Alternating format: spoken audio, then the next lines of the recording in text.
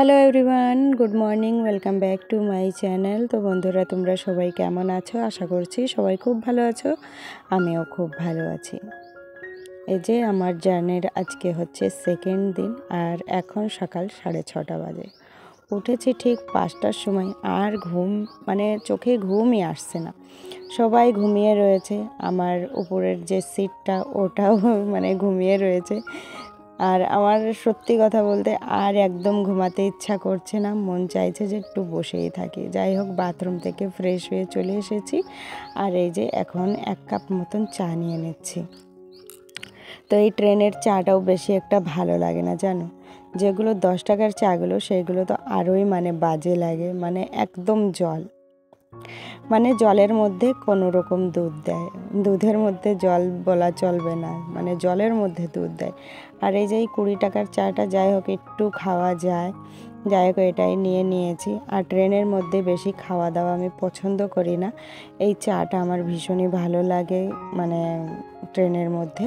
তো এই চাটাই বেশিরভাগ নিয়ে খাই আমি। আর খুব বেশি চাও না, চা প্রেমী বলে যে বারে বারে নিই তাও না, খুব কমই নেওয়া হয়। কিন্তু যত খাবার আছে তার মধ্যে আমি চাটাই পছন্দ করি। যাই হোক, আস্তে আস্তে করে এই যে ট্রেনের মধ্যে সবাই উঠে পড়েছে, কিন্তু আমার মাথার উপর যে সিটটা আছে ওটার লোকটা এখনও ওঠেনি। যাই হোক, কি আর করা যাবে, অনেকক্ষণ কিন্তু এইভাবে আমি মাথা নিচু করে বসেছিলাম। আসলে আমার আর শুয়ে থাকতেও ইচ্ছা করছিল না, গায়ে একদম আলা জ্বালা করছিল। তারপর এই যে বসে বসে বাইরের দৃশ্যটা দেখছি।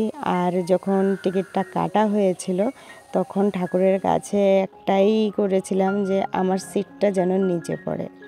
আসলে আমার জানালার কাছে বসতে এতটাই ভালো লাগে, কি আর বলবো, ওটা মনে হয় সবারই লাগে। কিন্তু এখনও এই যে এত বয়স হয়ে গিয়েছে, এখনও মনে হয় যে আমিই বসবো।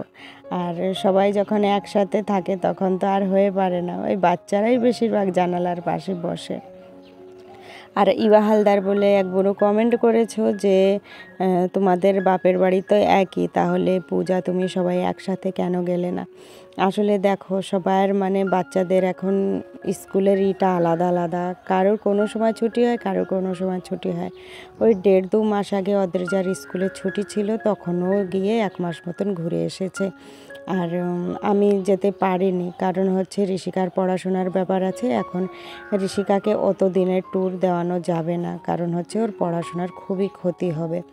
আর পূজা আমার বোন বলে আমি ওর কাছে আমার মেয়েকে একা রেখে যেতে পারছি, না হলে কিন্তু আমারও বাপের বাড়ি যাওয়া হতো না। আর ইচ্ছা তো সব সময় থাকে যে একসাথেই যাব, একসাথে গেলে ভীষণ মজা হয়। আমাদের অনেকটা কি বলতো, আমরা দুইজনই খুব খুশি থাকি। কিন্তু একা একা যাওয়া আসা করতে একদমই ভালো লাগে না, কিন্তু দায় ঠেকে যেতে হয়। এই যে আমি যাচ্ছি, বলতে পারো আমি ঘুরতে যাচ্ছি না, বাবা আমার পুরো একা থাকে, তাই আমাকে যেতে হচ্ছে। কারণ হচ্ছে খালি শুধু নিজের কথা ভাবলেও তো হবে না, বুড়ো বয়সে মা বাবার কাছেও তো একটু দাঁড়াতে হয়। তাই বাবার পাশে থাকার জন্য কিছু দিনের জন্য যাচ্ছি। তো এই দেখো, সকালবেলায় দেখতে দেখতে আমি পণ্ডিত দীনদয়াল উপাধ্যায় জাংশন পার্কের করে এসেছি। ওই স্টেশনের নাম আগে ছিল মুঘলসরাই, এখন কিন্তু আমি কাশিতে পৌঁছে গিয়েছি।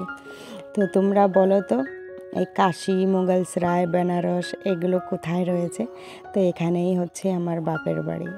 এখনও আমি এসে পারিনি, এখনও এখান থেকে বলতে পারো 3-3.5 ঘন্টার রাস্তা এখনও আছে। তো এই যখনই আমি কাশি, বেনারস এখানে পৌঁছে যাই, মনে মনে কিন্তু রেডি হয়ে যাই যে কিছুক্ষণ পরে কিন্তু আমাকে নামতে হবে। যাই হোক, এই কাশির ব্রিজটা আমার ভীষণই ভালো লাগে, এই গঙ্গারিটা দেখতে তো আমার খুবই খুব পছন্দ করি আমি। আর যখন আমি জানালার সিট না পাই তখন কিন্তু এই জিনিসগুলোকে খুব মিস করি। আর এই যে যে ঘাটটা দেখছো কাশির, এই ঘাটটা কিন্তু রাত্রে দেখতে ভীষণই লাগে। যাই হোক, যদি যাওয়ার সময় আমি সিটের জানালার পাশে যদি চান্স পাই তাহলে তোমাদের সাথে ওই রাতের দৃশ্যটাও শেয়ার করে দেব। কেননা যাওয়ার সময় যে ট্রেনটায় যাই আমি, সেটা প্রায় রাত্রেই এখানে আসতে আসতে রাতই হয়ে যায়।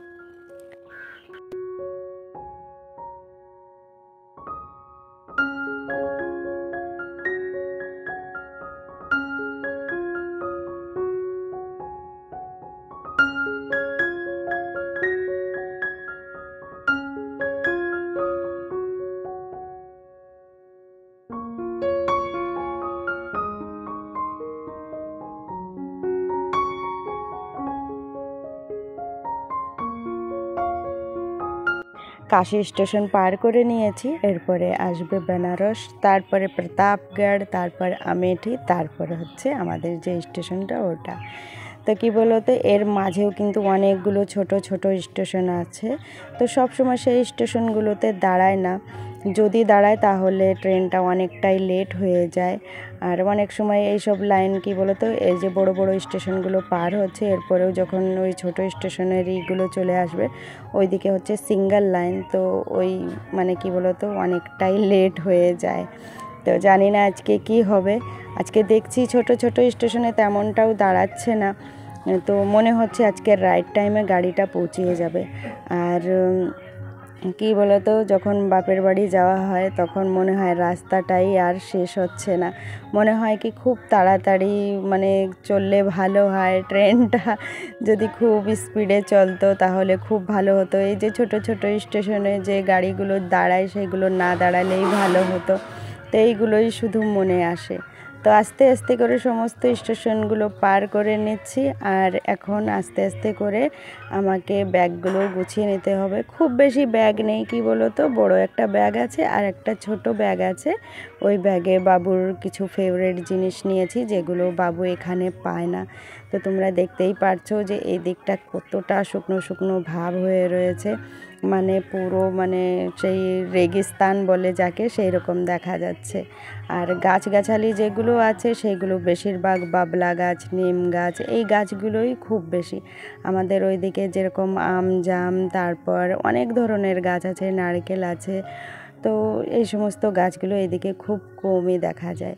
তো এই যে স্টেশনটা দেখছো এটার পরেই কিন্তু আমাকে নামতে হবে। আর এইবার আমি চলো গেটের কাছে গিয়ে দাঁড়াই, না হলে কিন্তু নামার সময় আমার সমস্যা হয়ে যাবে। কি বলো তো, আমি তো একটু ভীতু টাইপের, একা একা জার্নি করতে পারি না, কিন্তু কি বলো তো, এই একা জার্নি না করলেও আমার বাপের বাড়ি আসা হবে না। তো এই জন্যে আমাকে একা একাই জার্নি করতে হয়। আর যাই হোক, স্টেশনে আমার ছোট বোন বলেছে যে ও আসবে, ফাইনালি ওই যে স্টেশনে পৌঁছে গিয়েছি, এখন কিন্তু আমি নেমে যাব। ট্রেন থেকে খুব ব্যস্ত হয়ে নেমেছি, কারণ আমাদের এখানে খুব অল্প সময়ের জন্য ট্রেনটা দাঁড়ায়, তো ভয়েতে থাকি যে নামতে পারবো কি না। যাই হোক নেমে গিয়েছি, ছোটো বোন নিতে এসেছে। ছোটো বোনও বাড়ি থাকে না, ও থাকে এলাহাবাদে থেকে তারপরে পড়াশোনা করে। আমি আসবো বলে 2 দিনের জন্য ও বাড়ি এসেছে, তো ও আমাকে নিতে এসেছে। এখন এই যে বাড়ির দিকেই যাব আমরা। আর ও ওড়না মাথায় দিয়েছে, কারণ আমাদের এখানে এতটাই লু চলে, মানে প্রচণ্ড তাপ, হাওয়া এসে গরম গরম তাপ থাকে। আর এই ওড়না যদি না নেয় তাহলে কিন্তু অবস্থা খুবই খারাপ হয়ে যায়। এখানে নেমে বুঝতে পারছি যে গরম কাকে বলে। আমাদের পশ্চিম বাংলার গরম ততটাও গরম না যতটা এখানকার গরম। যাই হোক, একটা টুকটুকি রিজার্ভ করেছি, তারপরে এবার যাচ্ছি বাড়ির দিকে। আর রাস্তার মাটি এইগুলো দেখে তোমরা বুঝতে পারবে যে এখানে কতটা গরম পড়েছে। এখনও কিন্তু এখানে বৃষ্টির ছিটাফোঁটা পড়েনি, মানে বৃষ্টির কোনো নামগন্ধ নেই। এই জন্যে মাটিটাও একদম শুকনো হয়ে রয়েছে, বাস বৃষ্টির জল চাইছে মাটি। আর গাছগাছালি যত ছোট ছোট আছে সব মারা যাচ্ছে, এতটাই গরম পড়ছে, জানি না কিভাবে টিকবো। তারপরে ভাবি সবাই যখন টিকছে আমাকেও টিকতে হবে এই গরমের মধ্যে, কিচ্ছু করার নেই। আর এই যে স্টেশন থেকে আমাদের গ্রাম 13 কিলোমিটার দূরে, এখন গ্রামের রাস্তায় পৌঁছে গিয়েছি। আর গ্রামের রাস্তায় পা দেওয়ার সাথে সাথে মানে সেই ছোটোবেলার কথাগুলো মনে পড়ে যায়, সমস্ত কিছু দেখি আর ভাবি যে ছোটোবেলায় এখান দিয়ে কত হাঁটাচলা করতাম, কত কিছু। এখন এই যে বাড়িতেও পৌঁছে গিয়েছি।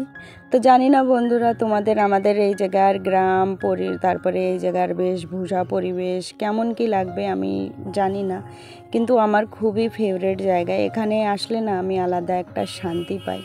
যাই হোক, বাপের বাড়ি তো চলে এসেছি, এখনও আমাকে অনেক খাটাখাটনি খাটতে হবে, সেটা কালকের ভিডিওতে দেখতেই পাবে। আর এই যে বাবুর ফেভারিট জিনিসগুলো আগে আমি বার করে নিচ্ছি যাতে নষ্ট না হয়ে যায়। তো এখানে পেপল শাক আনা হয়েছে, ঘ্যাটকোল আনা হয়েছে, ঘ্যাটকোলের মুথা আনা হয়েছে, সেটা বাবু লাগাবে, কচুর লতি, বিচে কলা, তারপর দুধ কচু, কিছু লেবু রয়েছে, আর পাট শাক, এইগুলো এখানে পাওয়া যায় না, তো সেই সমস্তগুলো আমি নিয়ে এসেছি। আর এটা দেখেই বাবু ভীষণ খুশি, আর বাবু আমার সাথে সাথে এইগুলোরই অপেক্ষা করে। যাই হোক, ছোটো বোন রান্না করে গিয়েছিল, ভাতটা ঠান্ডা হয়ে গিয়েছে, আর এখানে কেউ সেদ্ধ ভাত খায় না, আতপ চালের ভাতই খায়। তারপরে এই যে ট্রেনের জন্য তোমাদের দাদাভাই চিড়ে মুড়ি ভাজা, তারপরে কেক, দিলকুশ এইগুলো কিনে দিয়েছিল।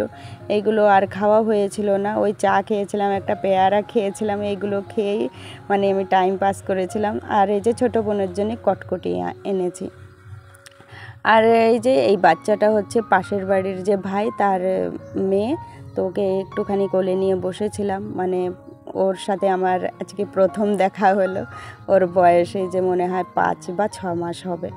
তারপর এই যে রাত্রের খাওয়া দাওয়া করছি, খাওয়া দাওয়া করতে করতে ভিডিওটাও শেষ করে দিচ্ছি। ফিরে দেখা হবে কালকে, সবাই অপেক্ষা করো আর সবাই বলো কেমন লাগলো তোমাদের ভিডিওটা।